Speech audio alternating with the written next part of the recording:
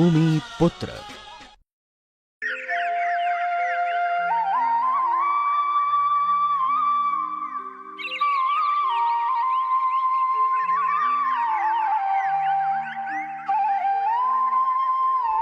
काटेवाडी बारामतीतलं एक छोटंसं गाव.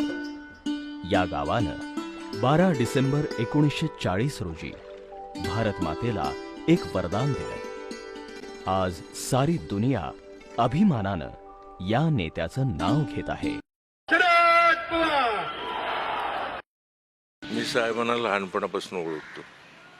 साहेबांचं इतकं मोठं होतील आणि आमचीच टोपी खाली पडेल आता त्यांना बघता बघता.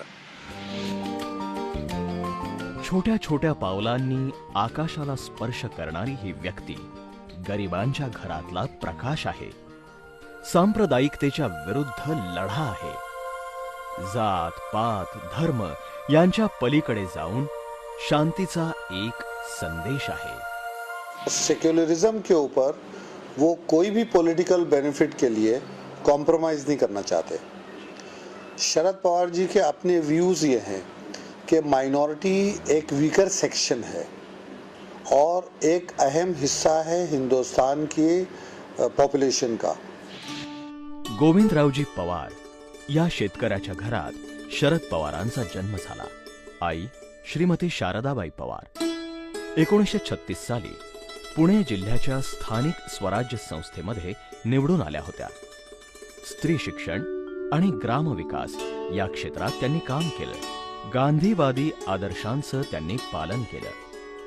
शारदा देवींनी शरद पवार यांना भारताच्या मूलभूत वास्तवाची ओळख करून दिली.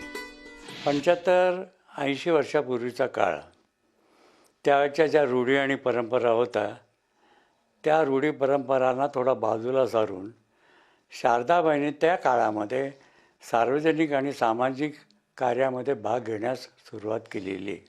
त्यांनी त्यांच्या शिक्षणाकडे विशेष लक्ष केलं. त्यांच्यावर जेवढे चांगले संस्कार घडवता येतील तेवढे घडवण्याचा प्रयत्न केला आणि त्यामुळं वसंतराव, दिनकरराव, माधवराव, शरदराव, प्रतापराव अशी एकाहून एक चढ मुलं महाराष्ट्रामध्ये निर्णायक क्षेत्रात चांगलं मोठं कार्य उभं केलं. की नेतृत्व गुण पवार साहेबांच्या रक्तात आहेत, त्यांच्या घराण्यापासून आहे. हे आहे बारामतीचं राजर्षी शाहू विद्यालय. शरद पवार यांनी या ठिकाणीच प्राथमिक शिक्षण घेतलं. या शाळेनं शरद पवार यांच्यातील आदर्श व्यक्तिमत्वाचा पाया घातला. इतकंच नव्हे तर त्यांच्या सांसारिक जीवनाची नांदीही इथूनच झाली. इथला हा मंच आज सुना वाटतोय, पण याच मंचावर एकेकाळी नवरदेव शरद पवार आणि नववधू प्रतिभाताई पवार यांच्या चेहऱ्यावर आनंदाचे गुलाब फुलले होते. साहेबांना या सगळ्या गोष्टीमध्ये एक औपचारिकता आहे आणि संसार हा करायलाही लागतो. त्यामुळं काही विशेष असं लग्नाच्या दृष्टिकोनातून त्याच्या काही विचार नव्हते.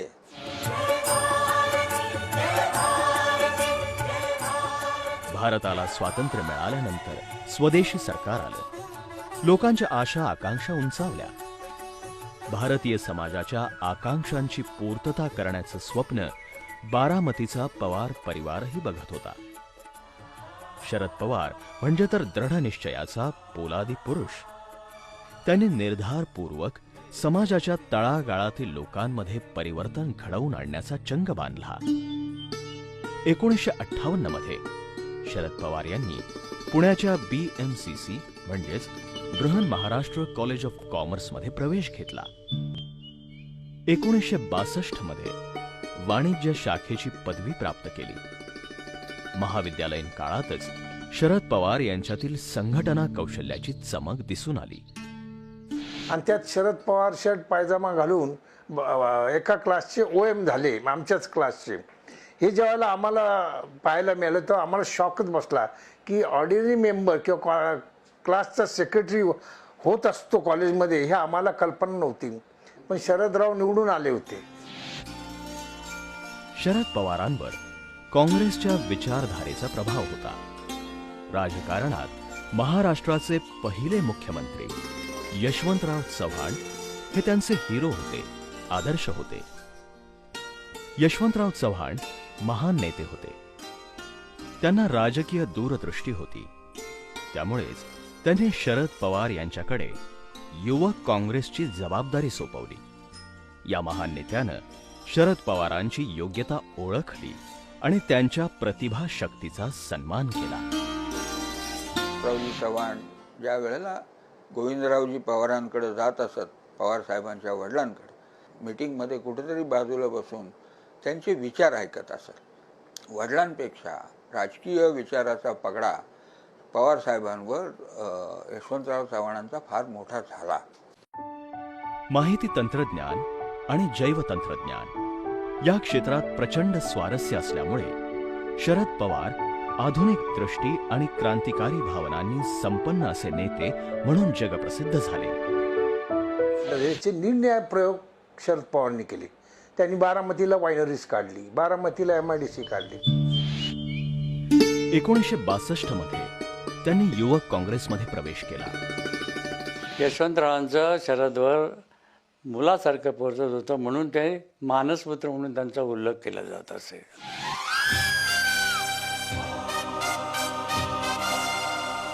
1963 मध्ये चीननं भारतावर आक्रमण केलं.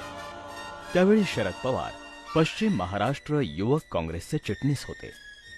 चीनी आक्रमणाविरुद्ध त्यांनी जनजागृती केली. सर्वात विद्यार्थ्यांमध्ये सर्वात शेवटी बोलणारे पवार साहेब होते. त्यांनी आपल्या परखड विचारात आणि शब्दात चीनच्या या हल्ल्याचा निषेध केला आणि काकासाहेब गाडगीळ अध्यक्ष सभेचे त्यांचं ज्या वेळेला भाषण झालं त्यावेळेला त्यांनी सांगितलं की आम्ही स्वातंत्र्य पूर्व काळामध्ये देशासाठी स्वातंत्र्य मिळवण्यासाठी काही काम करत होतो आणि ह्या काम करण्यामध्ये आम्हाला यश आलं. शरद पवार यांना क्रीडा विषयक खास आकर्षण आहे. महाराष्ट्राच्या मातीतली कुस्ती, कबड्डी, खो खो या खेळांशी त्यांचा स्वतःचा अनुबंध आहे. त्यांना कबड्डी, खो खो म्हणजे आवड होती, पण म्हणजे क्रिकेट जास्त. सर्व खेळाचं, फुटबॉल वगैरे, आणि त्या प्रत्येक खेळात ते लक्ष घालायचे. पुण्याचं बालेवाडी क्रीडा संकुल हे शरद पवार यांच्या अथक मेहनत आणि क्रीडा प्रेमाचं जिवंत उदाहरण आहे. 12 डिसेंबर 1990 रोजी पवार यांच्या हस्ते या संकुलाचं भूमिपूजन झालं. अत्याधुनिक सुविधांनी सुसज्ज अशा या विशाल क्रीडा संकुलाच्या निर्मितीत शरद पवार यांचं व्यक्तिगत क्रीडा प्रेम दिसून आलं. कुठलाही खेळ म्हटला की खेळाला ते आवर्जून प्राधान्य द्यायचे. आणि विशेष म्हणजे ज्यावेळेस त्यांनी आमच्या ह्या ओल्ड क्रिकेटर्सबद्दल जे पेन्शन त्यांनी सुरू केली आणि आम्हाला खरोखर त्याबद्दल अभिमान वाटतो त्यांचा. भूमी पुत्र. समाजकारण, राजकारण आणि कौटुंबिक जीवनाला पवार यांनी समान महत्त्व दिलंय. वो जो बीच में बीमार हुए थे, जिस जेस्ट से उन्होंने वो फाइट किया, जिस करेज से उन्होंने फाइट किया, और उनका डेडिकेशन, काम पे प्रेम, और काम जितना वो 18 घंटे आज भी काम करते हैं. लेकिन मेरी मदर, मेरे बहन भाई, हमारी बड़ी जॉइंट फैमिली है. हमको कभी भी, मेरे खुद के बच्चे, कभी किसको निग्लेक्ट नहीं किया. स्वरसम्राज्ञी लता मंगेशकर यांच्या मते कसोटीच्या राजकीय परिस्थितीतही कौटुंबिक जीवन अबाधित ठेवणारे ते एकमेव नेते आहेत. जेव्हा ते संगीत, कला किंवा साहित्याच्या मैफिलीत रमतात तेव्हा राजकारण विसरून जातात. शरदराव मुख्यमंत्री होते. सुट्टीवरती आल्यानंतर त्यांना कळायचं की मी सुट्टीवरती आल्यानंतर येणं केनं प्रकारे ते पुण्यात आले की आमची एक मीटिंग होणार. मग ती माझ्या घरी असेल, चंदूच्या घरी असेल किंवा सर्किट हाऊसमध्ये असेल. आम्ही सगळे मित्र एकत्र भेटणार. त्या 2 महिन्यात प्रॅक्टिकली दर 8 दिवसाला एक मीटिंग व्हायची. मैत्री करावी आणि निभवावीही ती केवळ पवार यांनीच. त्यांच्या 50 वर्षापूर्वीच्या मित्रसमूहाचे आपापसातलं प्रेम आजही तसूभरही कमी झालेलं नाही. परवाची गोष्ट, आता आम्ही भेटलो ना की आम्ही 1958 सालात जातो 58, 59, 60 काय काय केलं, कसं केलं, कसं खाली गेलो, कसं वरती आलो, काय गडबड केला, काय गमती केल्या, हे सगळं अगदी दिलखुलास. शरद पवार यांच्या आयुष्यात त्यांच्या पत्नी प्रतिभाताई पवार यांचं हे स्थान विशेष महत्वाचं आहे. जीवनाच्या प्रत्येक चढ उतारात त्या सोबत असतातच. प्रतिभाताई एक आदर्श माताही आहेत. कन्या सुप्रिया सुळे त्यांच्या संस्कारांच्यामुळेच आज एका गुणवान स्त्रीच्या रूपात अख्ख्या भारताला परिचित आहेत. हमारी कोशिश ऐसी रहेगी कि हर बच्चा, हर बूढ़ा, हर औरत, हर माता को, हर पिता को एक अच्छा घर मिले, अच्छा काम मिले, एक अच्छी हेल्दी एनवायरनमेंट मिले. त्यांची शालीनता, त्यांची माणुसकी या गुणांचा सर्वत्र उदो केला जातोय. पवार यांच्या सहवासामुळे सुप्रिया सुळे आज एक कुशल राजकारणी बनल्या. शरद पवारांची कन्या हा काय टाबूस होऊ शकत नाहीये. आणि त्या मुलींसुद्धा आता गेल्या काही महिन्यामध्ये राज्यसभेत म्हणा किंवा दिल्लीमध्ये किंवा बाहेर जे आपले जे इमेज निर्माण केलेलं आहे, हे इमेज खरोखर कौतुक करण्यासारखं आहे. एक वडील या नात्यानं पवार साहेबांनी आपल्या मुलीला पूर्ण न्याय दिला आहे असं मला वाटतं. 1967 साली शरद पवार बारामती विधानसभा मतदारसंघातून आमदारपदी निवडून आले. तेव्हापासून प्रत्येक क्षण ते महाराष्ट्राच्या प्रगतीसाठी प्रयत्नशील आहेत. बारामतीचा विकास करताना त्यांनी शिक्षण क्षेत्राला प्राधान्य दिलं. आज बारामती विद्यानगरी म्हणून ओळखली जाते. तिथं अनेक शिक्षण संस्था यशस्वीपणे काम करत आहेत. शरद पवारांच्या अथक परिश्रमांची ग्वाही देत आहेत. बारामतीची विद्या प्रतिष्ठान ही संस्था तर विद्यार्थ्यांना आधुनिक काळातील सर्व आव्हानांना तोंड देण्यासाठी सज्ज करत आहे. नामांतरच्या वेळेचं मला आठवतं की सगळ्यांना असं वाटत होतं की हा पेच आता संपणार नाही, हा पेच असाच वाढत राहील आणि समाजामध्ये फार मोठी दरी निर्माण होईल. पण नामांतराचा पेच शरद पवारांनी महाराष्ट्रातला सोडवला. हे माझ्या दृष्टीने त्यांचं फार मोठं योगदान आहे महाराष्ट्रासाठी असं मला वाटतं. देशाच्या प्रगतीत शेतकऱ्यांची भूमिका महत्वाची आहे हे शरद पवार यांना जाणवलेलं आहे. आणि म्हणूनच संसदेत अनेकदा ते शेतकऱ्यांच्या हितासाठी आवाज उठवत असतात. शेतकऱ्यांच्या समस्या सोडवण्यासाठी त्यांनी पक्षाच्या मर्यादा बाजूला ठेवून काम केलं. सर्व पक्षांना बरोबर घेऊन त्यांनी वाटचाल केली. पिछले कई सालों से इतना बड़ा संकट नहीं था, वो आज हिंदुस्तान के किसानों के सामने मुझे संकट के बादल दिख रहे हैं. इससे उनको छुटकारा करना हो तो सभी लोगों को सोचकर समझदारी से हमें काम करना होगा. शहरी शेतकऱ्यांच्या प्रगतीसाठी शरद पवार यांनी एक ऐतिहासिक पाऊल उचललं. पुण्यातील मगरपट्टा सिटी याचं जिवंत उदाहरण आहे. इथल्या शेतकऱ्यांच्या नापीक जमिनींना अधिक लाभदायक बनवताना त्यांनी इमारतींचं निर्माण करण्यासाठी शेतकऱ्यांना भरपूर मदत केली. त्यामुळे गरीब शेतकऱ्यांचं भविष्य सुरक्षित होऊ शकलं.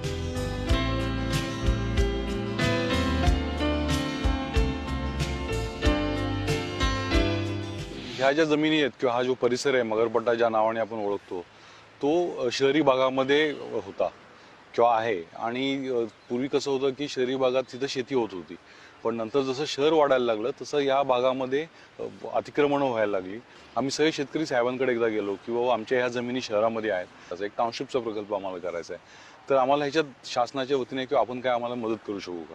म्हणजे ही साहेबांची संकल्पना आहे की तुम्ही कोणाला जमिनी विकू नका, तुम्ही एकत्र या, तुम्ही स्वतःची डेव्हलपमेंट कंपनी करा. मगरपट्टा सिटी IT इंडस्ट्रीजसाठी साऱ्या जगामध्ये प्रसिद्ध आहे. यामुळे बेरोजगारांची एक मोठी समस्या दूर होऊ शकली.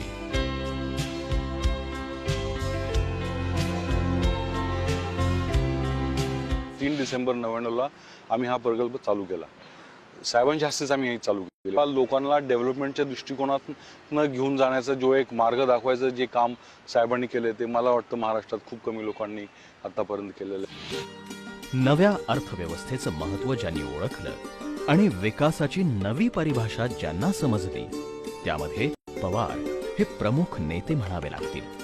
शरद पवार जी पूरे महाराष्ट्र के मासेस के लीडर हैं, तो ये बहुत बड़ी बात है कि छोटे छोटे गांवों के अंदर, छोटे छोटे शहरों से लेके बड़े शहरों तक शरद पवार जी का अपना एक एज ए टॉल लीडर, एक नेशनल लीडर का एक इमेज है. शरद पवार यांची ज्ञान लालसा सुरुवातीपासूनच आहे. आचार्य विनोबा भावे, मदर तेरेसा, यशवंतराव चव्हाण, इंदिरा गांधी, सुंदरलाल बहुगुणा अशा महान व्यक्तिमत्वांचा प्रभाव त्यांच्यावर पडला होता. 1972 ते 1978 या काळात शरद पवार राज्यमंत्री, गृहमंत्री, क्रीडा राजशिष्टाचार, प्रसिद्धी, अन्न व नागरी पुरवठा, शिक्षण व युवक कल्याण, कृषी, पाणलोट क्षेत्र, विकास व खार जमिनी, गृह व युवक सेवा आणि मुख्यमंत्री पदही त्यांनी सांभाळलं. उद्योग व कामगार मंत्री पदावरही ते काही काळ विराजमान होते. भूमी पुत्र. 1970च्या दशकात भारतात आणीबाणी लागू झाल्यानंतर शरद पवार यांचे काँग्रेस बरोबरचे संबंध दुरावले.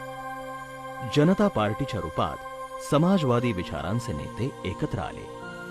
शरद पवारही या वावटळीत सापडले. दोघांमध्ये मतभेद झाले आणि महत्त्वाचा मग एकदा मोठा मतभेद झाला तो याच्या वेळेला झाला, आणीबाणीच्या वेळेला.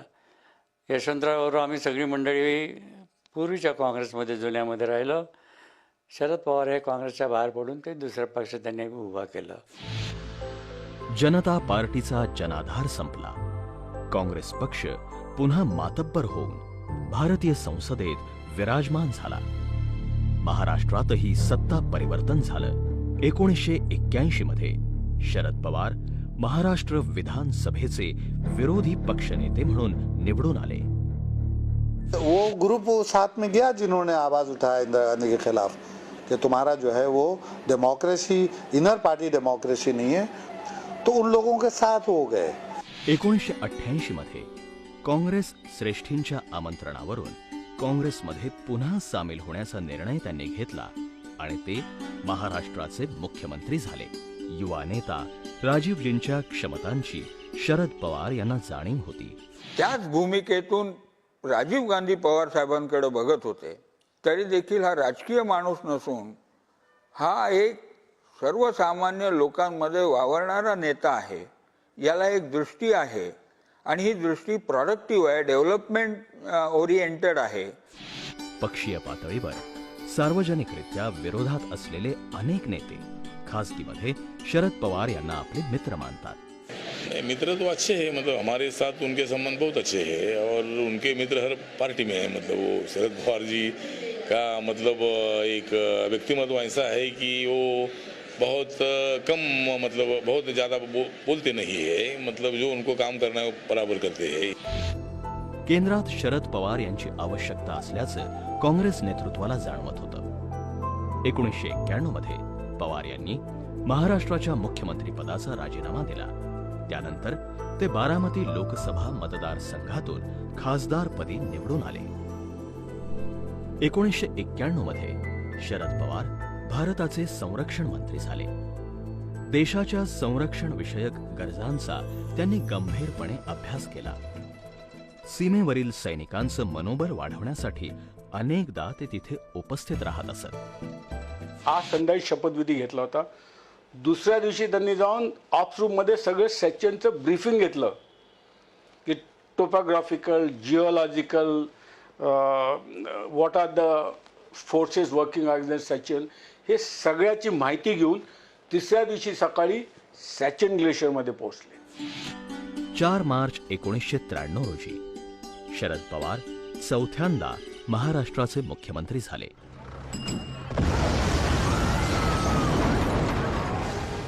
या काळात मुंबईमध्ये बॉम्बस्फोटांची मालिका झाली. भारतात दहशतवादाची एक नवी परिभाषा समोर आली. धर्मनिरपेक्षतेच्या आधारावर जनतेची एकजूट कायम ठेवणं आणि त्यांच्यात विश्वास निर्माण करणं हे एक मोठं आव्हान शरद पवार यांच्या समोर होतं. ते त्यांनी सहज पेललं. की आपत्कालीन व्यवस्थापनामध्ये त्यांनी खूप चांगलं काम केलेलं आहे आणि त्याची 2 उदाहरणं आहेत. एक म्हणजे मुंबई बॉम्बस्फोटानंतर दुसऱ्या दिवशी त्यांनी शेअर बाजार सुरू केला.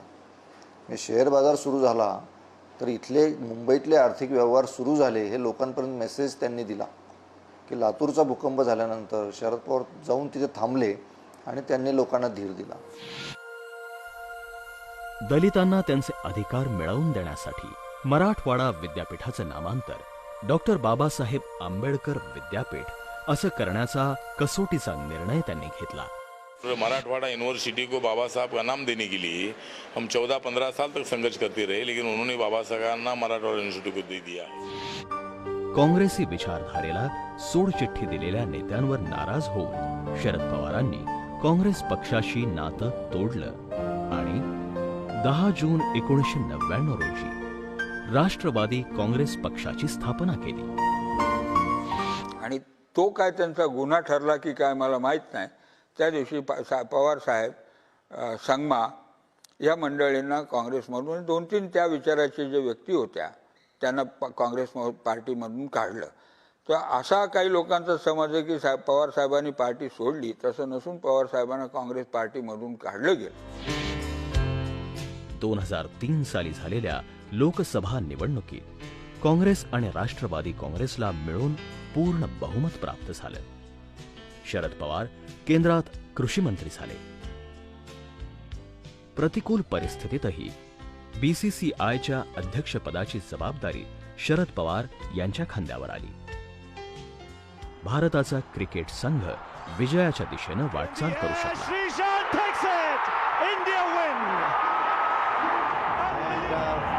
ॲडमिनिस्ट्रेशनचं कसं असावं हे ज्या पद्धतीने ते संबंध असोसिएशनलाच क्रिकेट कंट्रोल बोर्डाच्या एक प्रकारचं फार मोठं अनुदान मिळालेलं आहे. वयाच्या 68व्या वर्षाच्या उंबरठ्यावर असलेल्या या नेत्याकडून आजही लोकांना पुष्कळ अपेक्षा आहेत. त्यांच्यासारखा प्रशासक आणि अनुभवी नेता दुसरा कुणीही नाही. भविष्यात देशाला दिशा देण्याचं सामर्थ्य त्यांच्यापाशी आहे. आज देशासमोर अनेक प्रश्न उभे आहेत, अनेक आव्हाने आहेत. त्यांचा सामना कोण करणार? या प्रश्नाचं मूर्तिमंत उत्तर शरद पवार हेच आहेत.